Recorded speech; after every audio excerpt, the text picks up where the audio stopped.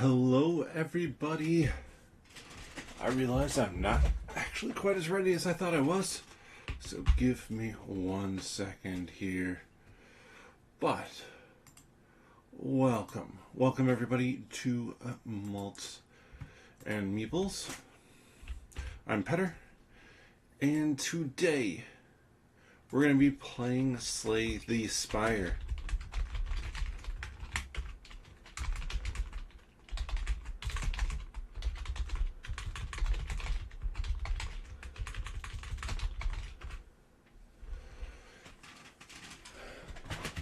So welcome. I have an old-fashioned here. I want to move this way a tiny bit. For multiple reasons. But we're playing Slay the Spire today. True solo. So that means just playing one character. You might be like, well, that's how Slay the Spire works. Not here. Not on the table. We are playing, well, what can be a multiplayer game. So you see we have our board set up, we have our shop, monsters, summons, elite monsters, question marks, and our first encounters. We're going to give the question marks quick truffle shuffle here because I think I've done that, but I'm not for sure. We have our board set up over here, and we're going to roll number 6 and see who we're facing off against. We're going to be facing off against a slime. So this is just like regular Slay the Spire. We have all our cards here, but how they work, well, it's different. So, not that different though. So let's get going and show you how this works.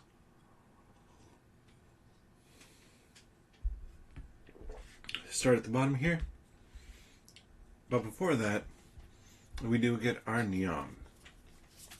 Our three-eyed whale. Shuffle it up. And I want to mess around with one thing real quick here.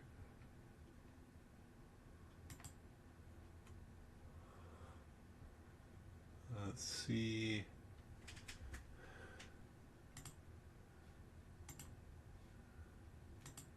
This is going to be weird. Hey, same thing you were seeing before. And now you're not. Because I have a nice setup here. I have a nice setup here. And then I have this one. This one, I apologize. It's going to get funky real quick here.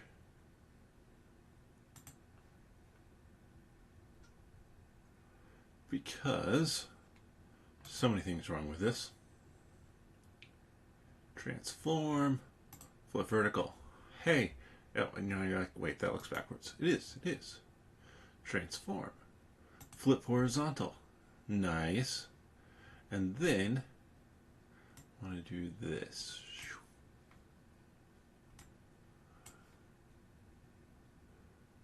Even more. I wonder.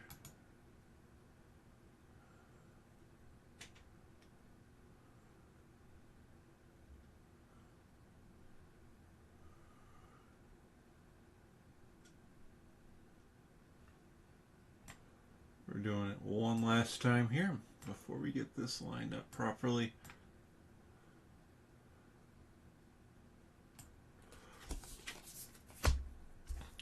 Because now you can see. So we have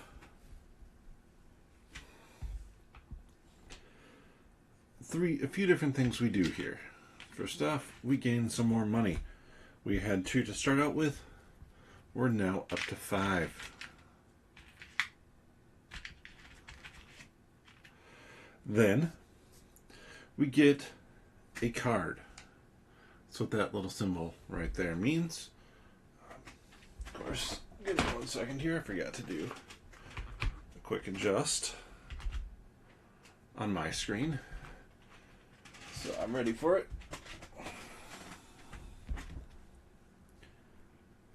Which means we're going to take our big old deck of cards here, shuffle it up. Actually, let me double, triple, and quadruple check if that is the case.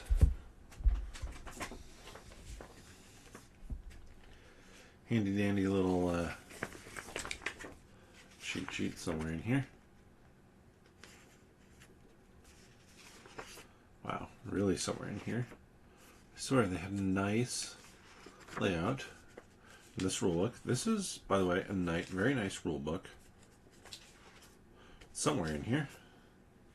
Card reward. So, we draw the top 3 cards. I can either do a pommel strike, which is 2 damage for 1. A clothesline, 3 damage and weekend are in clash. If every card in your hand is an attack, it deals 3. We're going to do the pommel strike. The rest go on the bottom of the deck there. And then I can either remove a card, transform a card, or gain a relic and lose 2 health. Oh, we know what I'm doing. We now have a pen nib. Pen nib has the ability to inflict vulnerable. So that goes away. I'm actually going to slide my stuff up here, and then let's work our way back to here. Actually here. So you can see we're going to kick it off with one of our first encounter cards. We have ourselves a cultist. So pull down into combat view here and give this a quick shuffle. Heal 1 at the end of every round. Cultist is strengthening himself at the end of every round, or end of every combat. Cultist is strengthening himself. The cultist starts out with 9 health. I draw my hand of 5. And I have my 3 power set. So I'm going to hit for 2. And I inflict a vulnerable. So, I forgot to do this. I forgot to roll. A 1, nothing happens. I don't get anything for my loaded die. I don't get anything for my pen nib. Pen nib requires a 5. Loaded die 4, 5, or 6. And then I'm just going to play a defense to bump my defense up by 1. I have these cards still remaining. These get discarded. I lose the spot for my mouse. I take a sip of an old-fashioned. And the cultist is going to attack me for 1. Well, I have enough shield to block it, so I block 1. Now the cultist is also getting strengthened.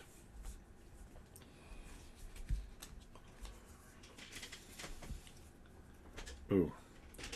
So its cultist is going to hit for 2.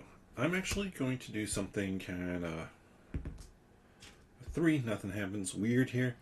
I'm going to play 3 defend. Go up 1, 2, 3.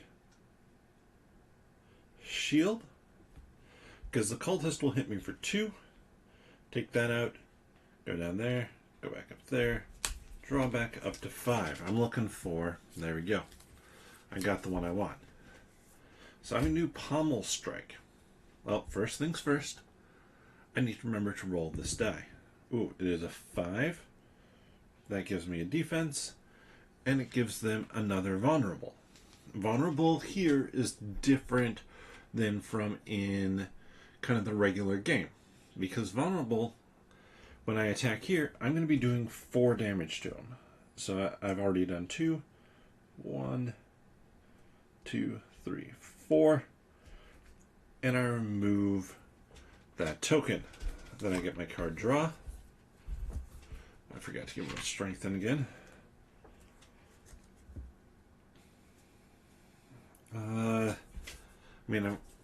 I only have strikes left.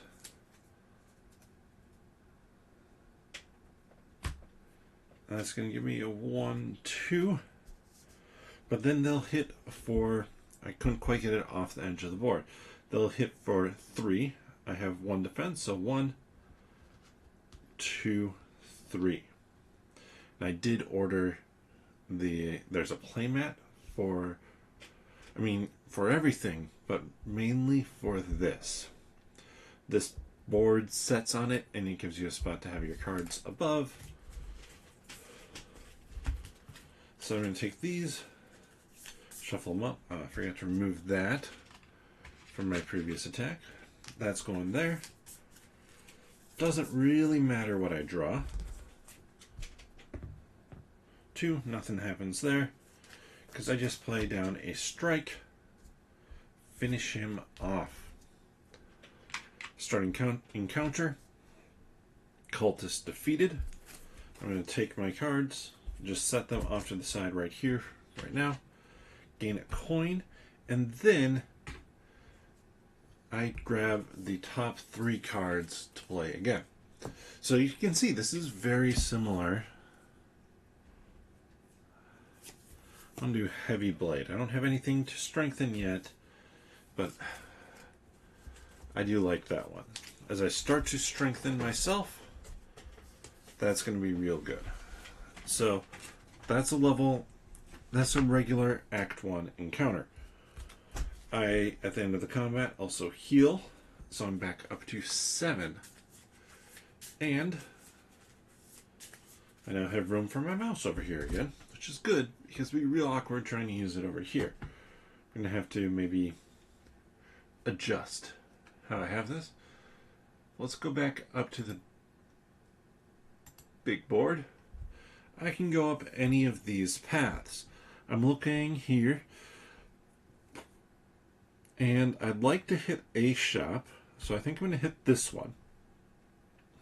I have 1 more node to travel through there. Then I can come up here and get at least an elite. I take this, I flip it. And I did set up a camera specifically for this.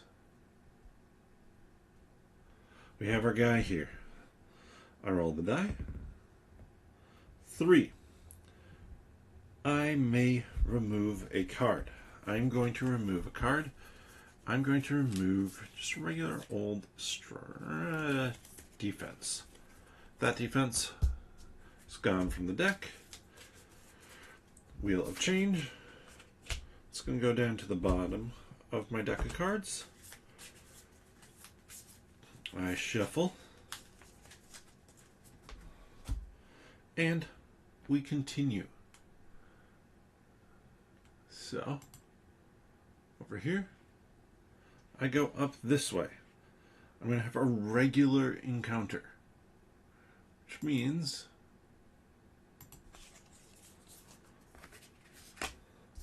that is just pure coincidence, though this one has a summon of a spike slime.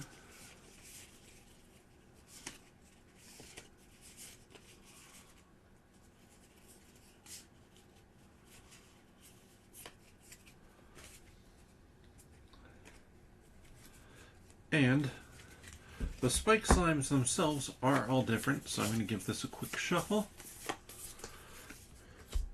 and flip over 1.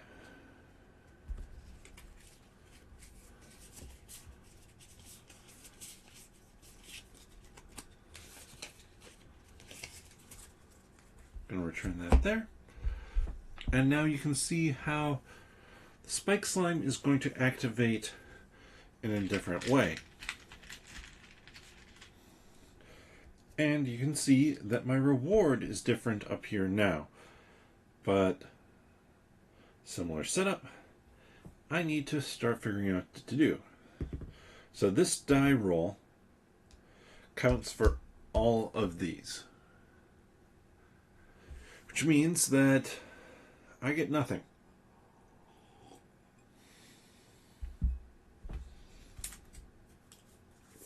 I have my 3 power, or energy.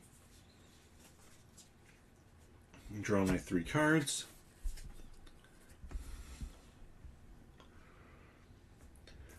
And play 2 defense and 1 attack over here for all my energy. At the end of the round, this guy's going to strengthen 1, but I block all the damage. They strengthen 1. Unfortunately, this guy's putting Daze. Daze goes on the top of my library. I'm going to sleeve it. I'm going to sleeve them as I go. Doesn't get shuffled in, so as I draw 3, now I know I have a Daze up on top there. We're going to roll 6. So I can trigger one of them. I'm going to trigger the defense here because this one's just unplayable. It's ethereal, so it will go away at the end of the round as long as I don't discard it for something else. Here, I'm going to hit for 1, 2. Actually, yeah. Because then I can attack here to take out that guy. Okay, that spike slime is no more. But I'm being hit for 2 over here, so I take a damage. And they're beefing up to strengthen again. 3, nothing.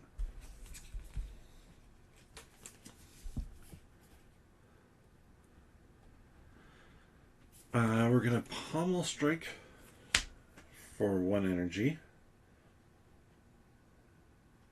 to deal 2 damage. And I get to draw a card. I'll play a defense. At least I have 1. And then I will attack again. They're hitting for 3, which means 2 more damage. And I reshuffle. I need to get 6. I can trigger either one of them. Well, I'm going to trigger the vulnerable. Why? Makes sense in a second here. I have my 3 cards, 4, 5. I'm sitting on this guy. Costs me 2 energy, so takes me down to 1. But I'm dealing 3. That becomes 6. 1, 2, 3, 4, 5, 6. I've defeated the cultist. At what cost, though? At what cost? So, the slime, spike slime, going back into the minions. And then I look here. Okay, I get 1 coin, potion, vulnerable potion, and I get my choice of 3 cards.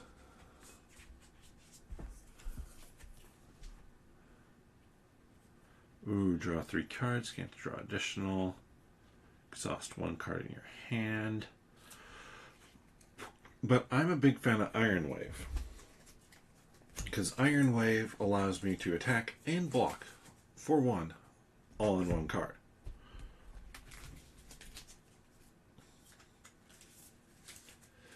So, shuffle that up, and we keep on moving. Cultist goes to the bottom of the deck. I'm not likely to see another cultist again, so it's kind of a moot point, but keep them all together. So I move up here. It's another question mark. Let's Come down here, we have a big fish. Objects float before you. Which one do you choose? Banana, heal 2. Donut. I'm going to heal 2. Because that puts me up to 7. I feel way more comfortable at that spot. Then I move up to the shop.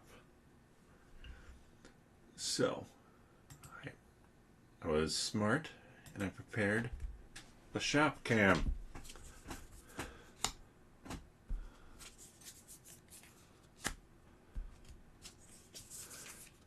I have $7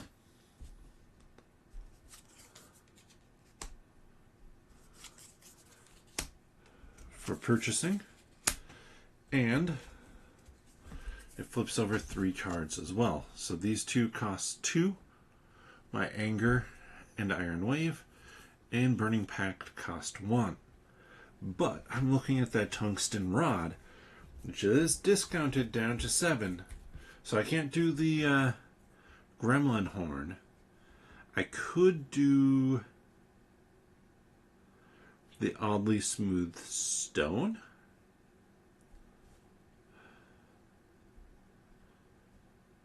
Ooh, that is tempting because that triggers on a different number.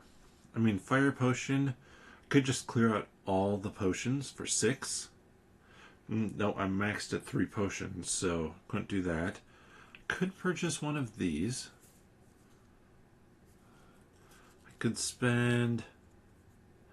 No, I want the Oddly Smooth Stone. Just looks comforting.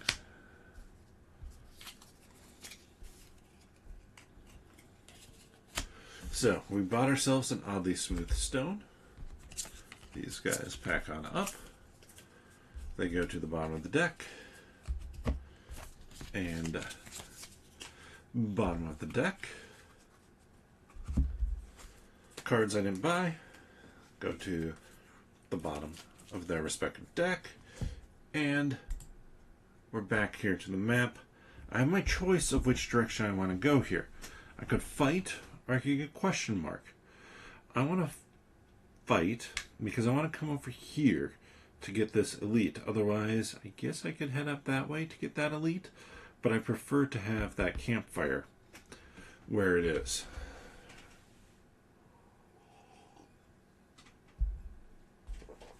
So, we pull out a regular.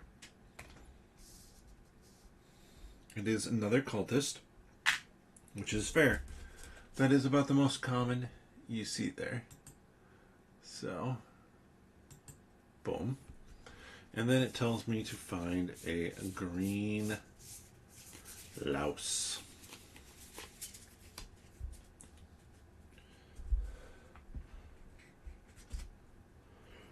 First time you attack it, it curls up. Like it does. So, we're going to roll here. 2. It's attacking me for 1. Let's see what I draw. 1, 2, 3, 4, 5.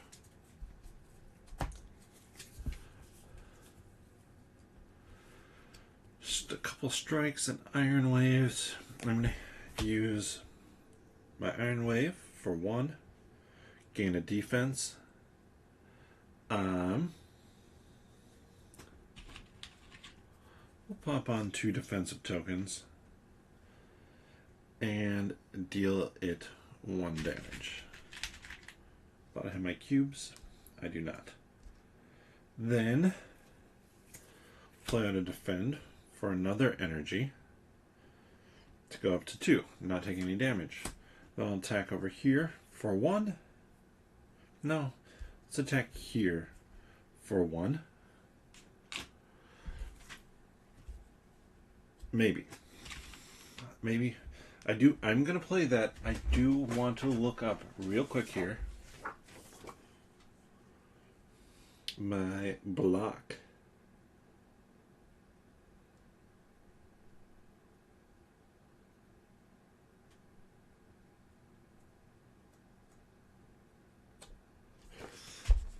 So I'm going to do it over here because I wanted to verify, like the players, the enemy's defense is removed at the start of their turn. So I completed my turn. They're both going to hit me for 1, takes out my block. But now I don't have to go through theirs. So I have my 2 cards. I go back up, draw 3, roll a 3.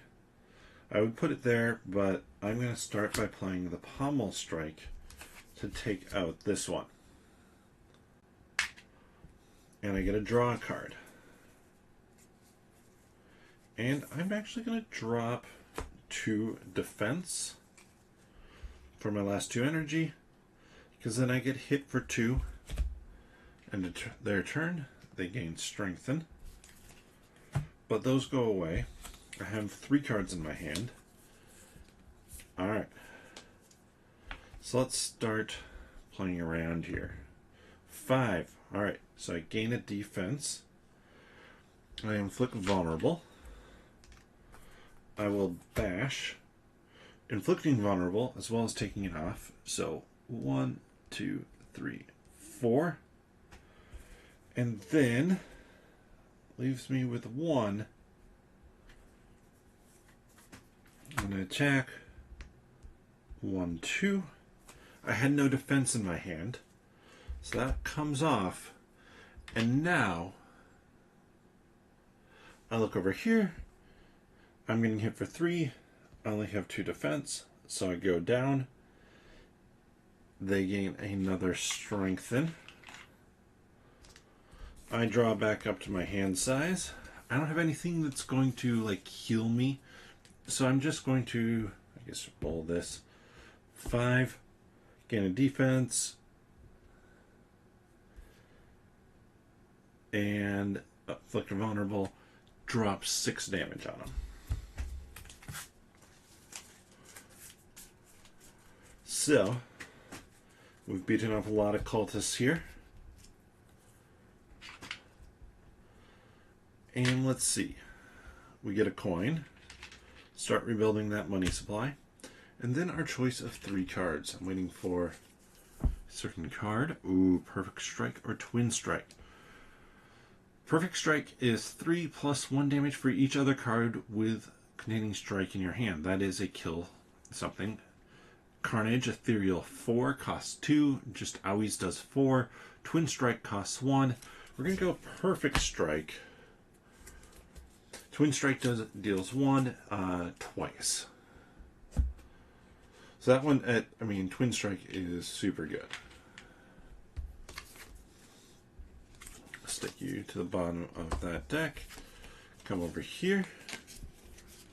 Find our green louse again. And we continue our climb. So I'm not going to move stuff yet.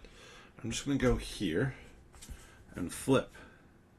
Stone Calendar. On a 4, deal 4 damage. That is phenomenal if I ever rolled a 4.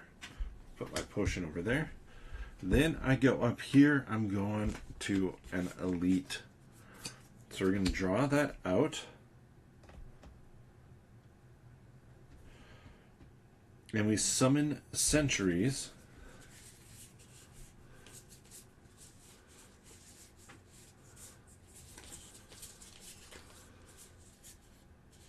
AB until there are 3 out.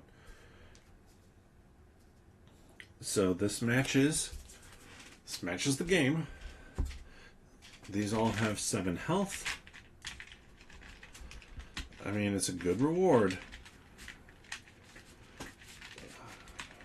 But I'm going to be getting dazed twice. Oh, it's interesting. 7, 7, 8. Okay, we got a 5. So I will gain a shield. I already had that. Forgot to heal back up 1. And 5's happening, which means I'll be taking 1 attack of 3 and 2 dazes. So, if I'm taking that, 5, I can inflict a vulnerable. Let's do it on Sentry A.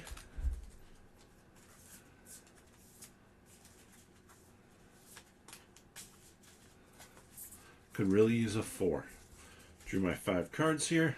Alright, I got the one I was looking for. Heavy Blade. Easy call to play that one out because that's just 6 damage. 1, 2, 3, 4, 5, 6. Still alive.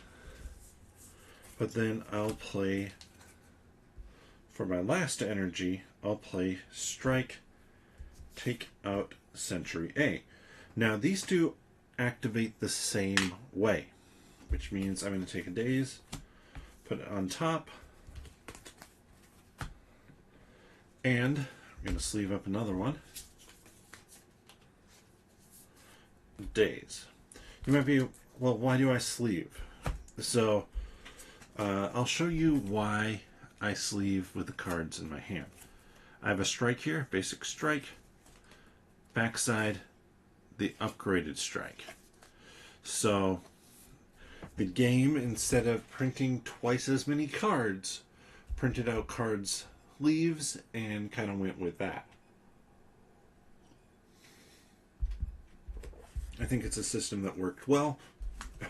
I draw the top 2. We know that those are dazes. We roll. Nothing happens on a 1 for me, but both of them are going to attack. These two will go away at the end of the turn. I'm going to hit this one for 2, and then I'm going to play out a shield for all my energy. And yes, I do inflict vulnerable. I want to do on this one because this one's easier to kill. I'm taking 5, -1, so 4. 1, 2, 3, 4. I draw back up to my hand size. I need to make sure that I survive this. I'm down. I'm long ways down on health. 2, so they're going to be attacking again. Look at my hand here. That is not what I wanted to get.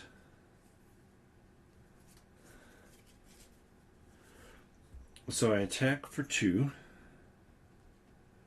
Then I'm going to spend my potion to inflict vulnerable again.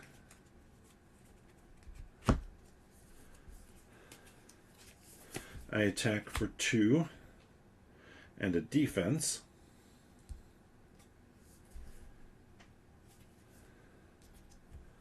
Actually, this may be it. I don't think I have enough to stop it because they're hitting for so much. I should have taken out one of these. I should have taken out this guy first. Because I can attack, take him out, but I'm getting hit for 3. I only have 1 defense, so that is it. That is the end of my first run. Things went sideways. But the nice thing, though, as we kind of look at this, is I can go through my deck of cards here. Let's talk about that. So I knew that I had to pull this one back. It's gray. Let's adjust the camera again.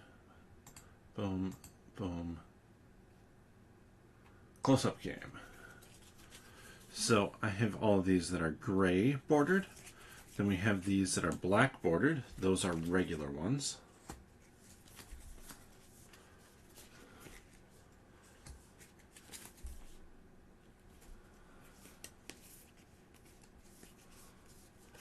Make sure I have that right. Those 2 go in there. Wish I had kept a little more defense.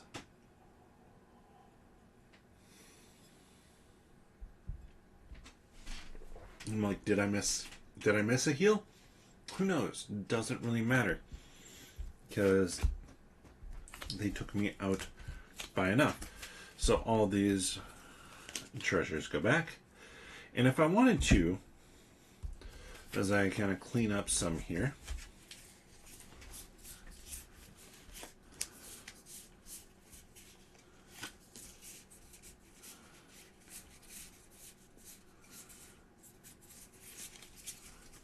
These guys, I'm pretty sure, can get shuffled.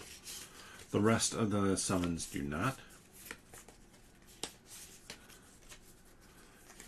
So I put those there. If I wanted to, it's not that hard to reset and go again. I'm not going to right now because, I mean, it was what, about 40, no, it was about 30 minutes, 35 minutes for this run. And yes, I could continue playing more. And in fact, I will continue and play more. I was hoping to clear Act 1 today. But let's talk a little bit about, in this rulebook, we have unlocks. So technically, when you finish game, each player checks 1 box per boss defeated plus 1 extra box each. And for Ironclad, I could get the first one unlocked. I'm not going to right now. I want to have my first unlock occur when I actually beat this.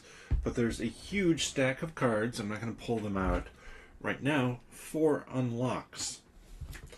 Instead, what I'm going to do as I finish up stream, I'm going to finish sleeving all these daisies. And I'm going to talk a little bit about what this game offers multiplayer. So, in solo mode, you can see that I was always flipping out 1 row of bad guys. But if we look down here, I'm on one of these spots. There's 2 more here. There's 1 down at the very bottom. That's going to be spots where your allies can go. Each character is doing their own specific run in a lot of ways. So as I go on my run, I fight the bad guys in my row. Well, kind of. I take damage from the bad guys in my row, the monsters in my row, but I can help you out. I can attack your guys instead and clear up if you got a worse draw. And we do have all our different curses here. I love the fact that we have them. Some of them, like Regret, it's unplayable and retain. It just sticks in there. Writhe, when you play it, you exhaust it, but it costs 1. Decay, unplayable. End of turn, you take damage. This one, if it's removed from your deck, you lose HP. So, all sorts of nasty little buggers in the curse deck. But back to that multiplayer, then when you face an elite, you might be like, well, there's not enough elites for if you're playing 4-player. There aren't. These 2 have health totals that go higher. So the Lagavulin, if you have 4 players, it's 88. With Gremlin Knob, it's 56. The sentries are different because the first person will get this sentry and then an A and a B. Then the next player will get first one gets this one, then A, B. Next one gets A, B, A. Then I believe it's B, A, B. And then A, B, A to finish it out so that everybody has that right number of 3 of those guys in front of them. That's a lot of damage to have to deal with. So it's really setting up the board for you to have to deal with stuff. And let's look at the boss here. We have our slime boss.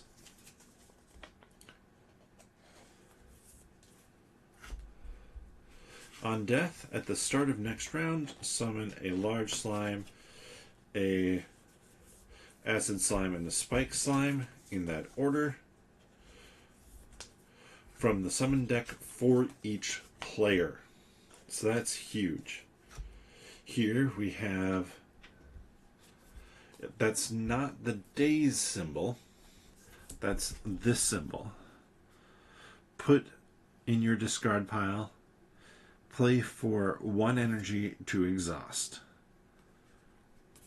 Whereas, and you can tell the symbol, I don't think anything ever has both of these symbols.